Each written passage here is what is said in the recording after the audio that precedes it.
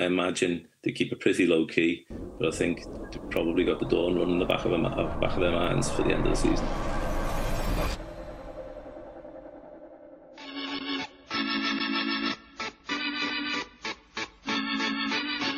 Hello and welcome back to Let's Talk Racing in association with Racing TV. Delighted to have another bumper episode for you today lined up. Really hope you've enjoyed the videos thus far this year. We can't thank you enough for the likes, the further subscribers. We're nearly up to 20,000 subscribers now. I think we're only 500 away.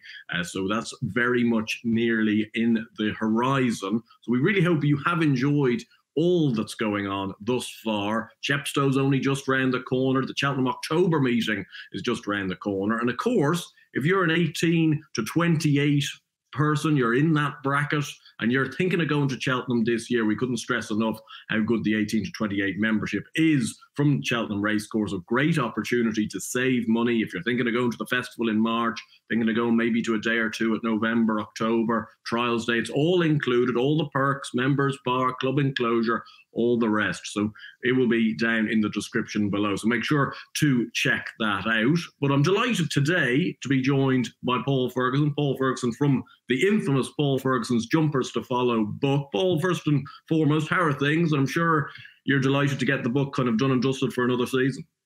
Andrew, yeah. Buried away for the summer as usual. So now all the previews for the season starting. I say if we were just chatting off air, and so rather like the Cheltenham Festival now. I'm waiting for Chepstow to get going and we can kick off. So plenty of sponsorships going on at the minute, which is good. So up and down the country with presenting prizes and things, which is obviously good publicity for the book. But yeah, all set to go. And obviously the weather looks set fair. So hopefully, if some of the horses are ready to roll, we should get the season started quite early with the way the weather is at the minute. And especially in the last couple of weeks, I've seen on Twitter, you've been around plenty of different yards. I suppose that's a fantastic kind of, at this time of the season. No, every dream is intact. Everyone's kind of full of beans at this moment. How's that been?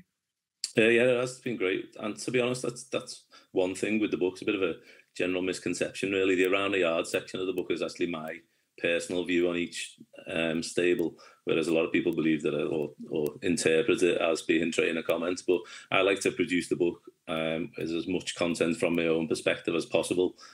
So I tend to do my stable visits once or near enough when it's gone to print or once it's gone to print. Obviously, through the summer, I'll speak to the trainers to check the well-being on the horses and things. But in terms of going to actually see them, it's normally once they've come back in and they're building up ready for the start of the season. So, yeah, it's fantastic. You're fortunate enough to call that work when you're standing on the gallops with Paul Nicholls for the morning and things. So certainly can't complain about the travel, that's for sure. Yeah, no, definitely not. Not the tough yards. So if a viewer was looking to buy the book, what I hope over the next half hour or so, we're going to try and give the viewer a flavour of what's to come with a couple of horses that you've picked out from different kind of sections of the book. But if you were to try and describe it to somebody that's never seen it before, what could they expect? Basically, the front section of the book, the main section of the book, is set out almost in race card format since Weatherby's have taken over with the colours, silks, details regarding the horses. They're my this year we've got 50 leading prospects, 30 from Britain, 20 from Ireland. And then we've got an Irish extra section, which covers another whole host of horses trained in Ireland, trying obviously not just to focus on those trained in Willie Mullins' yard. Then we've got the around the yard section, which I've touched upon, which is more than 70 yards up and down Britain, and small yards to big yards. Some yards might only have one horse in there, some will have upwards of 20 in there. Just again, that's down to my perspective and horses that I think can win races. The contributors in there. Obviously, there's 8 jockeys this year contributing. The 3 new jockeys this year are Kieran Gethens, Jack Tudor, Keelan Woods, joining the 5 lads who've been with me for several years now. And I would say that the input from Harry Cobden and Harry Skelton this year is really a lot greater than we've seen in previous years, and pretty much a mini stable tour of the Nicholls and Skelton yards respectively. Then at the back, there is Big Race Trends, which looks towards the big races throughout the season, building up towards Cheltenham. And really the introduction to that was when I took over authorship of the Cheltenham Festival Betting Guide. We wanted to kind of bring the 2 publications together and have a little bit of symmetry between the 2. So we kind of tried to merged that in there, so that's where that comes from. So anyone who likes trends and that kind of things will see races set up like they are in the Cheltenham Festival betting guide. Well, it seems to be kind of I know from looking at it myself, it's kind of an encyclopedia, really. It's got everything that you'd want. I wanted to press, as you said it there with Harry Cobden and Harry Skelton, that's kind of the jockey's angle section. It's a fascinating insight from their perspective. I suppose we don't necessarily hear all the time what they're thinking. We hear trainers, we hear owners all the time in the day-to-day media. We don't often get the perspective of the jockey. No, it was something different. I was like, when I was first starting out, it was trying to find a new angle. There's plenty of jumps to follow, horse to follow books, out on the market. And it was something a little bit different. And when I first started, actually, one of the earliest jockeys to contribute was Jane Mangan when she was still riding in bumpers in Ireland. At the time, she'd ridden a lot of horses the previous season for Gigginstown. And that's where that came from. So it was trying to get a perspective from there. Obviously, Jane's quite eloquent in the way she put things across, as you can see now in her new role as a pundit and things on TV. So,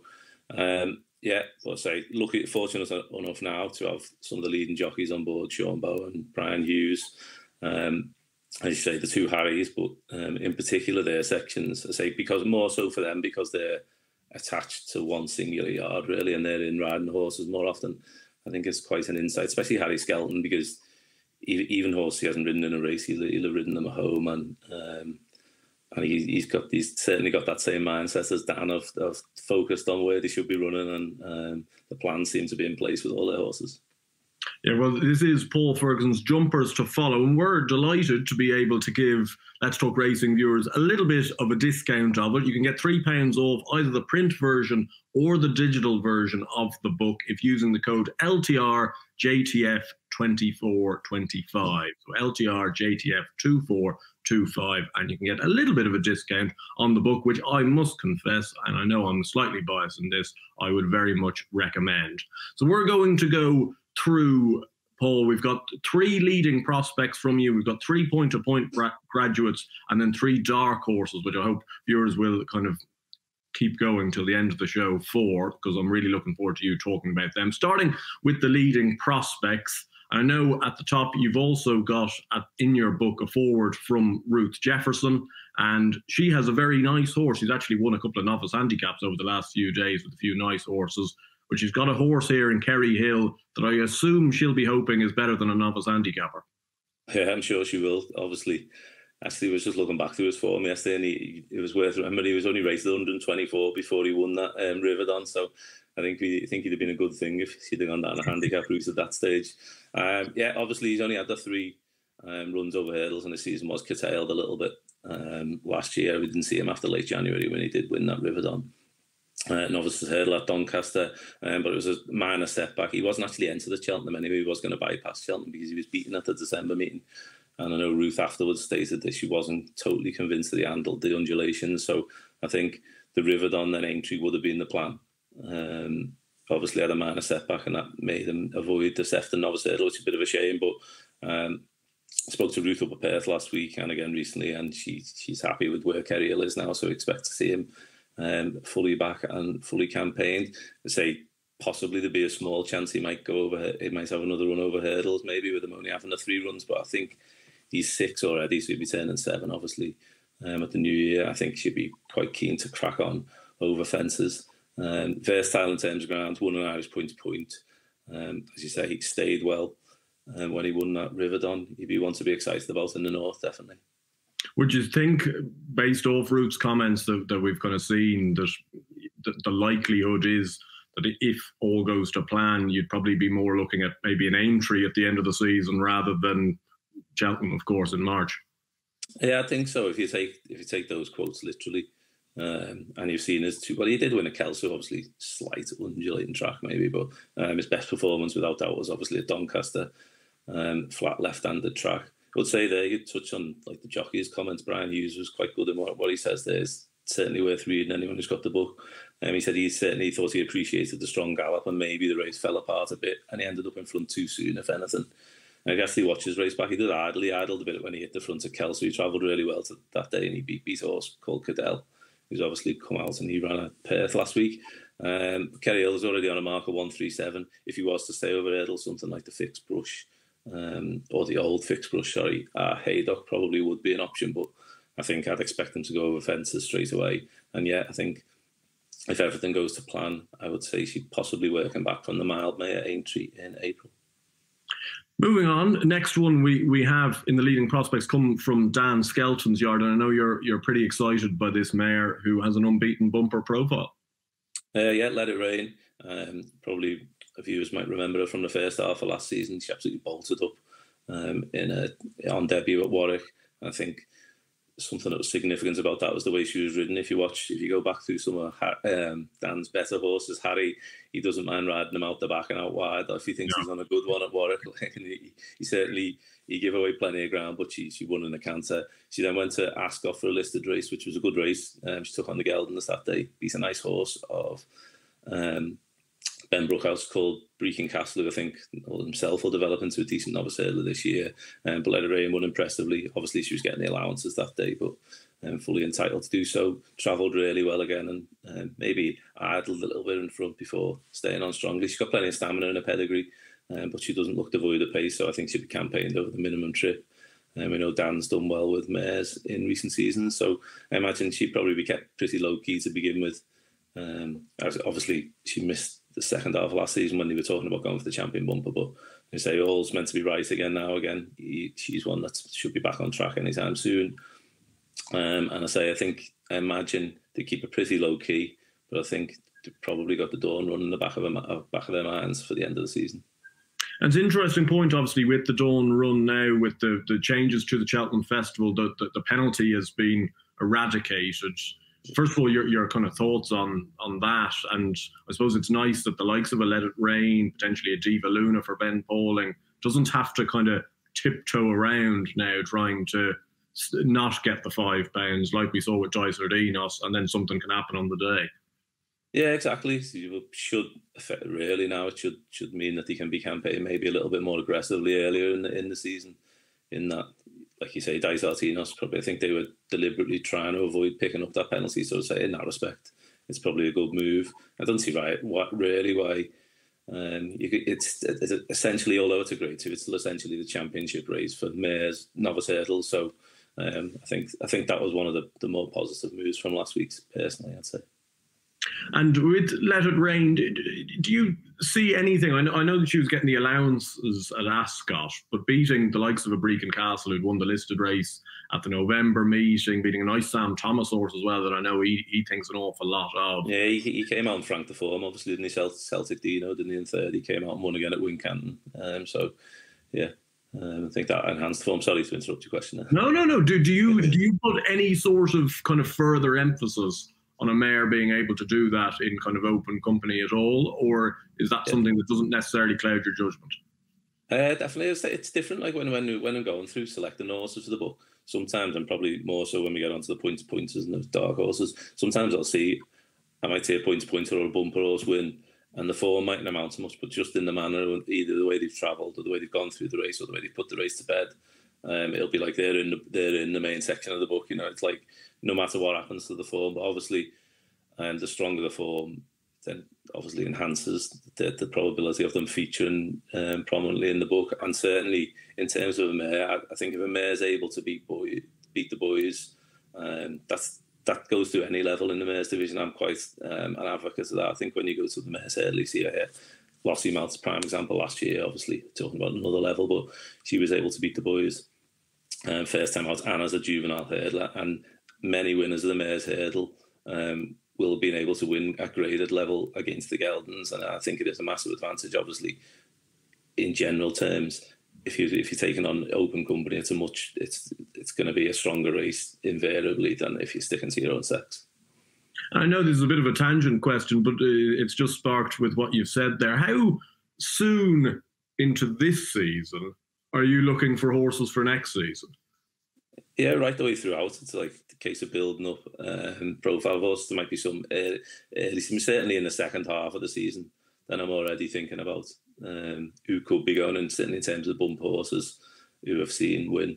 And again, sometimes not necessarily going to the spring festival sometimes is it can be a blessing. Maybe, you know, probably owners don't think it at the time, but in terms of longevity, and I think it can. I know it's like a bit of an old adage, but I think they can have a tough race in some of those races. So looking towards horses maybe who haven't necessarily been to the spring festival, certainly the Champion Bumper sometimes is the way to go.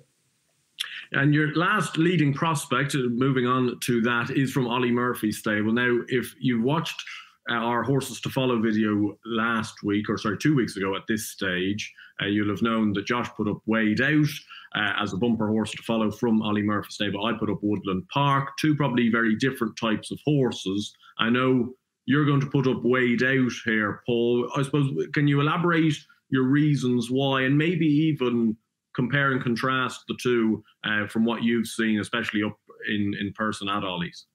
Yeah, lucky enough to seen them a couple of times. I think, firstly, I should say Ollie's got three nice bump horses from last year going hurdling to spearhead his novice hurdle campaign. The other one being Castle Ivers. He had a bit more experience, probably over the top when he ran at Aintree.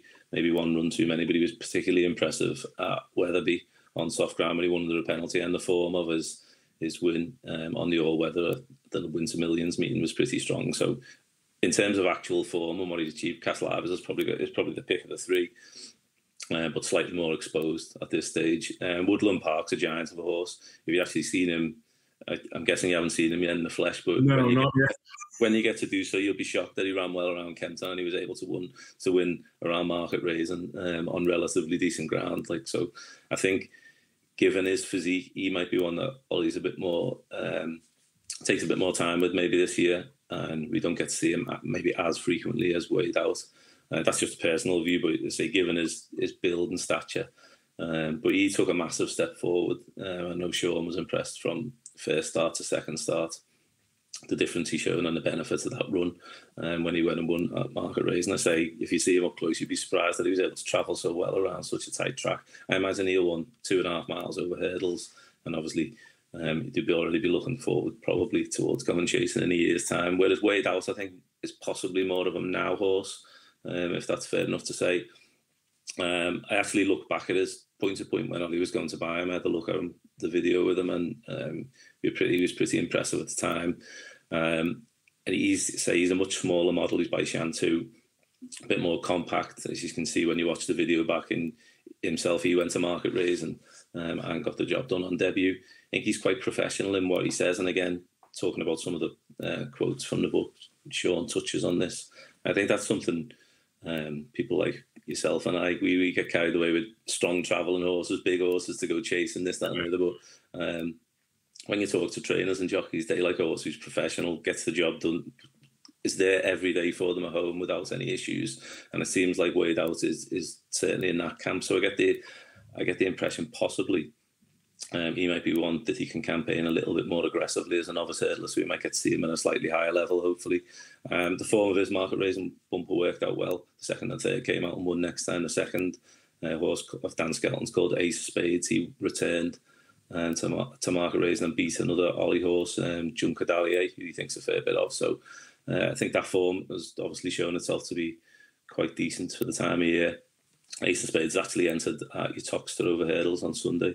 Dan Skelton's got quite a few entered there, so it looks like he could be ready to kickstart the season. So again, we might get a bit of a form boost. But as I say, I think, again, Weighed Out, I imagine he'd go somewhere in a few weeks, quite local to what he likes to start them off. Quite local if you can, your Toxter maybe, somewhere like that. And he will build from there. But yeah, he looks a nice prospect, and say he's got a good attitude as well. I know it's very hard at this time of the season to be kind of hypothesising about targets for these types of horses when overall they're relatively untested. What do you feel with Weighed Out is going to be his level, his target? Like, do you really hope that he'll be making up into a graded novice hurdler? Yeah, I think so, yeah. As I say, given that the fact, I think he's probably more ready for this season. And I think he looks, even though he's won a point-to-point, it might sound a bit silly, but he possibly looks like he might be more of a model to stay hurdling than Ness. He's not a big, robust horse, so you'd be saying, oh, God, can't. But he's got size and scope, he jumps well. So, yeah, I would imagine maybe, again, so, as I said, going with a maiden hurdle, probably go somewhere under a penalty. and then you might be looking at listed or one of the graded races then after that. So hopefully he's one who'll do well for Ollie this season. Yeah, Wade Out, definitely a very impressive bumper winner, and hopefully a good novice hurdler for this season. He was a point-to-point winner, and the next thing we're going to be touching on is the point-to-point graduates. Now, there's a fantastic section within the book where there's plenty of these horses put up, and you kind of give a rough idea of what they've achieved, where they're going, kind of sort of sales costs and all the like. But you've picked out 3 for us, starting off with a horse who won a point-to-point around Castletown Gagan and is going to Harry Fry's. Yeah, on the Bay, I thought in this section, and actually when we touch on the dark horses next, I thought I'd pick house horses I've actually seen in the flesh recently. So we've got that on side. Yeah, on the Bay, wouldn't be a huge individual again, but well put together. I liked them physically when I saw them at Harry's recently. He's a 4-year-old by Affinity, and it was interesting that Harry said he was keen to go after another Affinity after having a success with Anno Power in the bumper division last year. Obviously, she won a couple of bumpers and looks a nice prospect for novice herself. I think, touching back, digressing slightly, but back to Let It Rain and Diva Luna you touched on. I think there's quite a decent crop of mares novice hurdles coming through this season, so that's good from that respect. Back to On the Bayou, I thought he looked more of a staying type when he won his point-to-point, but the vibes down there, he's showing plenty of home, and he'll definitely go down the bumper route. Anyone who follows me on social media will see that when I go around the yards, we tend to do these horse-to-follow videos with the trainer and staff, and any jockeys who are in. Brian Carver was quite quick to nominate On the Bayou, so I say there's plenty of positive vibes about him. So I think maybe he's showing them a little bit more pace than I thought initially, having watched the video, because he looked to get outpaced slightly before staying on. Say he's by Affinity, out of a hurdles winner. So his pedigree's nice, and he will carry the colours of the Air family, who obviously represented by Gidley Park, who's going to go novice chasing this year. And he does have good record in the last number of years, Harry Fry, with good bumper horses. Do you think this is a horse that will stick to bumpers this year, or do you reckon it will they'll play it by ear and see how the season progresses?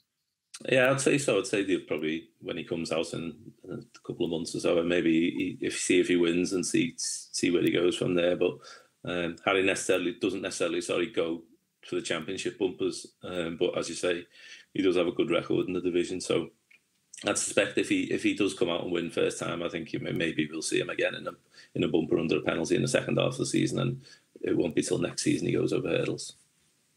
You were in Paul Nicholls reasonably recently, Paul. You go to Paul Nicholls. I remember Josh and I were able to go there a couple of years ago to interview Paul, and you'd look at every single stable in the place and you'd know the name, or it would be a point-to-point winner or a store horse or something like that. So I suspect it was quite difficult to condense the talent that he has. Who have you decided to go for from that yard? Yeah, this is Talk to the Man. Another 4-year-old. He's by Walk in the Park. Again, with a bit of a stamina-laden pedigree. He's out of Windermere Sky. He's a full sister to Lord Windermere, so obviously Gold Cup style pedigree there, hopefully. But I don't think he didn't look, again, in his point-to-point, he looked a strong individual to me. He made a mistake 2 out, but he was right back on it, and he was really powerful at the line. Probably once he does go jump, and he'll want 2.5 and upwards of in time, but I think he's going to go down the bumper route with him only being 4.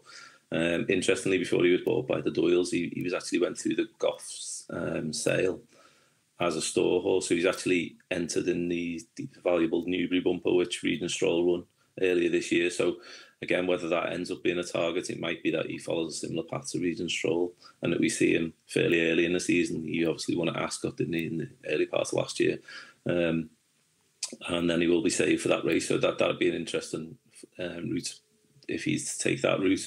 He wants to keep on side, but physically he was. I thought he looked. I was looking forward to seeing him. Actually, I haven't seen him win his point-to-point on video again. Like as I touched upon, sometimes a horse wins. He was one of them when I saw him win, and he was like, he'd definitely be in the point-to-point section of the book, because I just loved the way he went through the race really, and the way he powered through the line. So.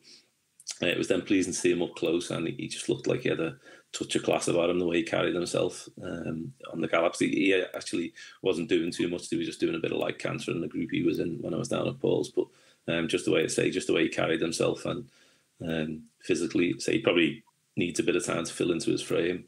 But in time, I think I'd be hopefully be a pretty smart horse. He'll carry the colours of Johnny Delahaye this year as well. Yeah, well, he's obviously had plenty of success with Tishan, Captain Teague in that sort of division in the last couple of seasons. Just when you're looking through Irish point-to-points and even the English point-to-point sector, when you're watching the videos, what are you looking out for? Like, are there certain kind of checklists? Are there certain tick points that you're hoping to see from a horse, or is it just kind of to the eye? Yeah, more to the eye with me, to be honest. Obviously, pedigree-wise as well. Once you've seen one run well, it's like a case of checking them if you're looking at them before the sales or anything. In the case of him, it's just the way he powered through the race. I just like the way he went about it, enthusiastic. I like a horse who, obviously, you don't want them being too keen, but I do like a horse who travels enthusiastically. Obviously, jumping. The fences aren't necessarily always the biggest in the Irish points, but you can get a gauge of a horse jump, and it's just in terms of a point-to-pointer versus a store horse. When you're talking about sales, here slightly different from the book, obviously, but you've obviously got some idea that a horse can run and it can jump. So I see where some owners prefer to go down that route, and you can see why. At least they've got a little bit of visual evidence of what the horse can do. But for the book, yeah, it's more a case of a horse, how he travels through the race. I'd be a sucker for a strong traveller. Aren't we all? Definitely. And the final point-to-point graduate you've got in this section actually didn't win a point-to-point, was second in one in Dromahan, who's now at Ollie Murphy's, what's called the Blue Room. What made you go down this route? I suppose it's sometimes, as we've seen with Constitution Hill, very much the best horse in a point-to-point can be in the second. Yeah, he can, yeah. Hopefully that'll be the case with this one. He actually carried... The thing I noticed was that he was carrying Ollie's dad's colours when I was watching the video. Yeah, I was straight on to him, and I think that's something what she's going down now. Michael Kennedy, Jack's brother, is doing a lot of the breaking in and the dealing with a lot of his younger horses in Ireland. So he was the handler in charge of the Blue Room, and I thought he came from like an unpromising position, really. He was fifth with only a couple of fences to run, and he eased his way into contention. Again, that's something else. Like, see, when you're looking for maybe a bit of value as well from the side of it, looking at the beaten horses, sometimes a horse who maybe doesn't stay as thoroughly as the winner. And I think we've seen some yards, maybe Fergal O'Brien and Lucinda Russell, I'd highlight as being particularly good at finding horses from that side of things who maybe didn't win the point-to-point, but they've travelled well to 2 out or thereabouts. The Blue Room actually moved nicely into contention, as I say, and he made a slight mistake at the last. Wouldn't have altered the result, but immediately I was interested in the horse and messaged Ollie right away to see what his plans were with him. So he's actually been sold privately to Bective Stud and will carry Noel and Valerie's colours this year. So he's a 4-year-old by order of St George. Again, obviously a relatively new sire, but he's one who Ollie is quite keen on. And again, it's a thing with the mind with them. He thinks that he seemed quite straightforward. The horse he's had to deal with so far, and a couple of the other trainers who I spoke to. And actually, I was lucky enough. I was at Golford Stud a couple of weeks ago after visiting Oliver Greenhalls. I went over there to see Go Dante's mum. Speaking to Sally Ashton, she was saying the same about them. The Order of St George's, they seem to have a good mind on them. So. Again, hopefully that will transpire this season as we see them start venturing onto the track under rules. But yeah, it was the most promising. I thought it was the most promising debut from him. Again, he's got a decent pedigree. He's a half brother to a mare called Dicey Riley, who was a 4-time winner for Peter Bowen. So he's one who Sean should remember fondly and know the family fondly anyway already when he gets aboard. So being 4, I think he'll start off in a bumper. And again, like Harry Fry, Ollie has decent record in bumpers, and I'd be pretty hopeful that the Blue Room will be one who'll be able to win a bumper for him this season. Yeah, definitely. Three very good point-to-point graduates there. On the Bow for Harry Fry, Talk to the Man for Paul Nicholls, and The Blue Room for Ollie Murphy. Three of plenty that you can see if getting the Paul Ferguson Jumpers to Follow book. So, Paul, finally, our last little thing, I'd asked you to try get three dark horses for me that could be found anywhere in the book, but just especially considering the yards you've been to, early season, kind of trying to find something a little bit not down the relatively trodden path. You've got three for us. Who are they, and why should we have them in our trackers? Yeah, first one's another one from Paul Nicholls, 4-year-old called Tutti Quanti. We haven't seen him since early January running a maiden hurdle at Taunton, where he was beaten by a Nicky Anderson trained mare in JP's Colours Joyous. She didn't actually run again, but the third into the park, won twice for Philip Hobbs and Johnson White afterwards. So give the form a degree of a boost there. I like the way Tutti Quanti went through the race again. He's probably a shade too keen. He probably didn't. That probably cost him the race. Really, probably did a bit too much. But he tanked his way to the front, 2 out. Again, we didn't get to see him again. I think he had a minor setback, but he'd only run once in France before joining Paul. So it might be a blessing, as I say, because he remains a novice for this season. He's actually got an official rating of 125. Which obviously gives him, obviously shows the level of ability he's shown so far. But I think he's an absolute certainty to win a maiden hurdle at some stage this in the early parts of the season, and then they'll have plenty of options going forward, I think, from there. Haven't seen him up close in Paul's. I think the time off might have actually done him good because he's a huge individual for a 4-year-old. Wouldn't have the most fashionable pedigree given his sire, but just to look at him, he's a lovely looking individual. And as I say, I think he'd probably be difficult to beat in an early season maiden hurdle down in the West Country somewhere before they can make plans. But I think we touched only briefly on the one change from the Cheltenham Festival. I think that thing with the novices going into handicaps, I'd say that was the one I was most maybe interested in. Whereas obviously a novice hurdler now will have to have 5 runs to get into one of the festival handicaps. I'm just interested to see whether that is going to be rolled out across the board, because last time they done it, when they made the last alteration, I mean, they moved from 3 to 4. That was brought out through all Class 1 and Class 2 handicaps throughout the season.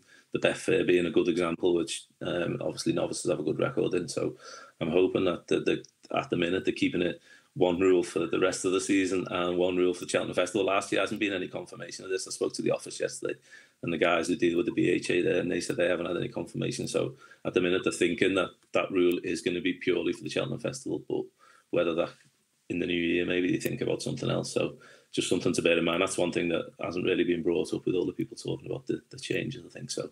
Because he could be one that might end up going down the handicap route at some stage. To say a mark of 125, if he come out and won his maiden hurdle well and was left on a similar mark, they might be tempted to have a look at a handicap with him.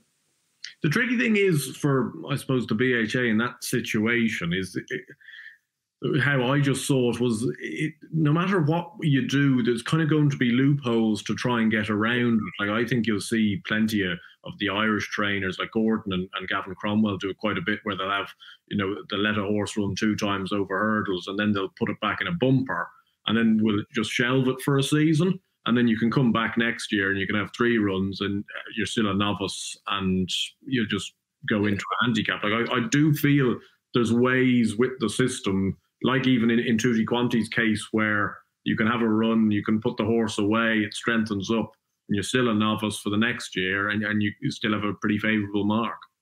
Yeah, that's certainly one. I hadn't thought about the Irish angle, but that wouldn't be applicable over here because obviously you're not allowed to run in a bumper, over hurdles, and then go back to a bumper like you are in Ireland. But yeah, I think there was Firefox was obviously an example of that, wasn't he? I think last year or season before he obviously went back in bumpers. So yeah, that would be.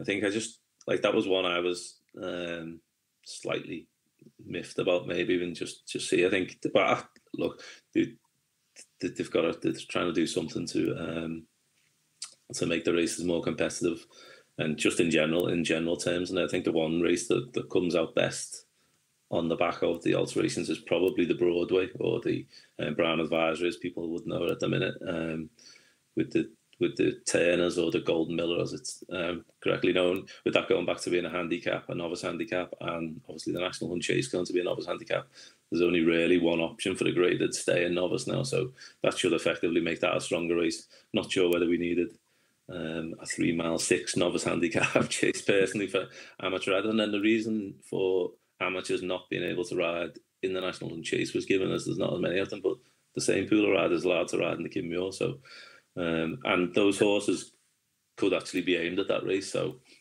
it'll be interesting to see how it pans out anyway. I mean, we digress slightly from the dark horses here, sorry. No worries. I think at the moment with these Cheltenham changes, it is on everybody's mind. But we'll go back to the dark horses and a training establishment, I suppose, that's had a fantastic last couple of years is Oliver Greenall and Josh Guerrero, with Iroko really flying the flag. Martin Pipe winner, ran very well in a couple of Grade 1s this year. And you fancy a horse that's a pretty new recruit to there, and might be one that's going juvenile hurdling. Yeah, a horse called My Noble Lord. He's actually, he was quite good in a flat for Michael Bell this year. He won 4 times out of 5 starts, actually, and reached a mark of 83. And he'd been winning over distances ranging from a mile 4 to a mile 6, handles easy ground. He's got a really likeable attitude. And I think that has probably helped him go up the handicap, really. He's only been winning by minimum distances, really. And I think that's just down to him. Maybe he's a little bit idle, but his attitude's getting through. But he hasn't been winning by far. So again, his latest winner, Hamilton, came in July. He's been off then, so at least he has had a bit of a break as well. He's not going hurdling on the back of like a really busy summer campaign. I think Michael was quoted after that victory that he wasn't a horse who wanted summer quick ground, so he was being saved. But I actually only learned of his private purchase by JP McManus just before the book was going to print, so he slipped in at the back of the book in the latest news page. So I was keen to see him when I went over to see Oliver and Josh recently, and physically to look at again. Like, I wouldn't normally be interested in juvenile hurdles this time of year unless you're talking about French imports, but he certainly doesn't look like a 3-year-old who's come off the flat. Like Josh even said to me, if you told someone who come in, if you told an owner who come in, he'd won a point to point, I don't think they'd have any question about that question in the situation. So I say horse with a good attitude, stays well, handles deep ground, got the size and scope for it. He said they've done plenty of schooling with him, ticks plenty of boxes to go jumping hurdles. So I think I think they were told he was fairly ready. He might be even given an entry at Chepstow next week or Wetherby shortly afterwards. Might not necessarily be one who ends up in a Triumph hurdle or anything, but I'd be quite hopeful that he'd win a couple of races and, as you say, represents the same connections as Iroko. It's worth remembering Iroko didn't actually win as a juvenile. He'd run in France and he came from France and didn't win in a couple. He was quite highly tried in juvenile hurdles, and he came out and won a couple of Wetherby handicaps and then ended up himself as a novice in the Martin Pipe. So again, topical subject again there. So, but he'd definitely be one to keep an eye on in juvenile hurdles for JP McManus. That's My Noble Lord. Yeah, no, definitely. And I know it feels awfully wrong. We're here on the first week of October and we're thinking of a horse that might be a boodle source or something down the line. But do you see, like that's kind of almost taboo subject, but kind of those sort of handicaps or juvenile handicaps near the back end of the season would look for the type of profile he has, like and especially with the connections he has, as a potential kind of way down when it comes to those spring festivals. Yeah, possibly. It'd be interesting to see what he does first time out. If he goes and wins well, I was thinking maybe they might press on and go for something like the Wensleydale back at Wetherby. If he goes to Wetherby for the first meet and wins there, that's normally the kind of obvious route. The winner of that race will go back for the Wetherby. And given that Michael Bell was quite adamant in saying that he wants soft ground, and Josh and Oliver seem to think that he definitely wants a good bit of cut in the ground, maybe he's one they'll press on with through the winter and they'll try and land a nice race during the winter rather than focusing on the spring in case it dries out. So it'd be definitely one to take note of in the next couple of weeks. And the final dark horse comes from north of the border, where we're going well up, and we're seeing Lucinda Russell on the list, and a point-to-point winner and an air bumper winner. Yeah, a horse called Derry Hassan Paddy. Showed a really good attitude when he won his point-to-point last December. He beat a horse called Master Boy Davis, who a few of us might remember ran in bumpers last year for Gigginstown. Didn't win one, but showed a couple of decent efforts in place. And actually, this point-to-point form's probably a little bit stronger than his bumper win. And this was one of the cases where it was visual impression over form substance, really, in terms of it was only, I think it was a 6-runner bumper that he won at Ayr, and he made all under last year's champion conditional Patrick Wadge. And I just loved the way he carried himself and travelled through the race. And he just poured it on from the home turn and went further and further clear. Looks like a stayer in both his point-to-point and his bumper, the way he won those races. I say the form of his Ayr race wouldn't have you sit up and take notice. A stablemate of his was way back in third. He ran at Perth last week, actually, when I was up there, and has only raced at 100 now. But he was well beaten, and I think Derry Hassan-Paddy was basically in a completely different league to the opposition. So it was more, as I say, a case of visual impression. And then the second day of Perth, I was up there for the 2 days. Obviously, we were sponsoring, and the morning of Thursday I got to spend at Lucinda's, so I got to see him up close. And he was working alongside and in behind Primoz, who's a horse I'm looking forward to in the Novice Chase division this year. And he just physically, the two of them, really nice horses to look at. Again, Derry Hassan-Paddy, probably a bit of filling out to do. He's 5 already, but he's probably got a bit of filling into his frame. So whether he has a lightish campaign in novice hurdles remains to be seen. But I wouldn't be surprised if he rattled up a little sequence up north and then ended up contesting something a bit better later on. Yeah, well, we've seen so many times with Lucinda, she can take that steady away approach, but then isn't afraid, if she feels like she has the horse to maybe chuck the horse into a Sefton or something like that come the back end of the season. Yeah, it's possible. We've seen, because she's got a good record in that race, obviously, with the Hoy Senior. He had a couple of good place runners in there. It could well be, I say, he's by Arctic Cosmos. I think he will develop into a stayer in time. I'd imagine we'll see him. He might well be good enough if the ground's heavy to win over the minimum trip. His class might see him through if he's well placed up there. But I'd imagine really he'll be campaigned over intermediate trips with a view to going up even further in time. And she's got an absolute plethora of talent to send chasing this year. Again, like that was just a pleasure to spend the morning with her in school last week. Another who I considered for this, I'll just touch upon, probably giving you the fourth one here, is a horse called Big John Wayne, who didn't win over hurdles last year. He ran twice. He ran well at Hereford, and then he was in the process. He was going to win. He was staying on well at Newcastle when he came down at the last. He was another one who physically stood out last week and probably could still come under the dark horse bracket, obviously, without winning a race on the rules. Probably in time he's a chaser, but given that he hasn't won a race, I would imagine that they'll try and win a maiden hurdle to begin with this season and then take their options from there. Yeah, fantastic stuff, Paul. We've got 3 from the leading prospects, 3 point-to-point graduates, 3 dark horses. It's a really exciting time of the season right now. If you were to pin your colours to one, I know that's a hard thing to do, but if you were to just, out of those 9, if you had one that you're kind of saying, that's my horse for this season, who would it be? I have put you on the spot then. I'd probably say Let It Rain. I think she should develop into a top class novice hurdler in the mares division, I'd say. And I did nominate her for as the anti-post selection in the book this year, so I probably should go with her. But yeah, I think, as I said, I think there is a bit of depth to the mares novice division this year. And I've only talked about the mares this side of the Irish Sea, obviously.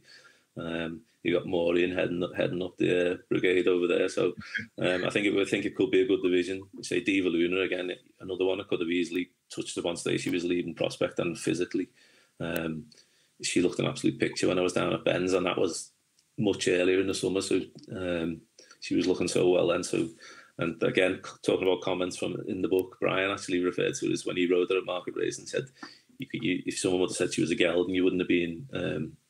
You wouldn't have questioned them in the paddock beforehand. So, yeah, again, I think she'll develop into a high-class mare. But Let It Rain, I think Dan's record with mares we've seen over the years. We have seen him actually keep some of his better novices back for Aintree over the years as well, haven't we? But I don't think they'll be doing that this year. I think if all goes to plan, she will end up in the Dawn Run. Yeah, Let It Rain for Dan Skelton is Paul Ferguson's horse to follow. Thanks so much for your time, Paul. It's been fantastic to get your thoughts and get a bit of a flavour for the book. I'll remind viewers again that they can go and buy it. We'll have it in the first line of the description down below. And if they use the code LTR JTF 2425. You can get £3 off either the print or digital copy. Really hope that the book is doing great, Paul, and thanks again for your time to give us that flavour. And hopefully in there there's plenty of winners. Yeah, that's it. Yeah, no, absolute pleasure to be on anyway, Andrew. Best of luck for the season. Thank you very much to Paul. And again, one more reminder that the Cheltenham October meeting just down the road. Get your 18 to 28 membership down in the description below as well. I really hope you've enjoyed that video. Plenty of interesting thoughts, plenty of moments to ponder upon. Please do subscribe to the channel. We're very close to 20,000 subscribers. We'll see you again very soon.